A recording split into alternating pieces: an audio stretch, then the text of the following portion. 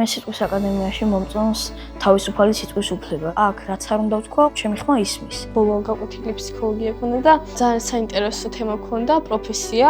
ჩავატარეთ ტესტი, ძალიან დამეხმარა, ჩემი თავი რაღაც უფრო გავიცანი, ძალიან მასშტაბურად და ნეიროქირურგია გავიდი ძალიან და აი ხა ხვდები რომ აი იმდენი თვისება აღმოაჩინე, რაც საქმოვედი, რომ არც კი წარმომედგინე საერთოდ ესეთი თუ ვიყავი და აი ამ ადგილას ნელ-ნელა ვიცნობ ჩემთვის.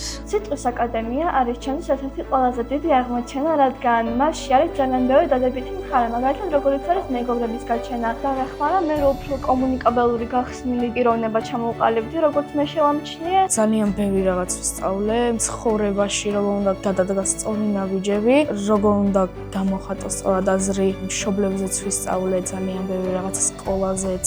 ჩემი აზრით ეს ლიტერატურის გაკვეთილები ძალიან ეხმარება ბავშვს თავის შესაძლებლობები რომ უფრო გამოიყენოს. რა გაკვეთილებსაც დავესწარი, მართლა ძალიან საინტერესო იყო. ბავშვები ძალიან ბევრ რაღაცას ვაკეთებდით, მაგრამ ისე გარბოდოთ რომ ვერც გავიგეთ. განსაკუთრებულად მომწონს ეს რომ აზრის გამოხატვის თავისუფლება არის. ისეთი კარგი საკვირაო სკოლაა ეს, ზოგადად ისეთი კარგი ადგილია, რომ მიკვირს უკვე მთელ სოფლიოში რო არ არის მოდებული.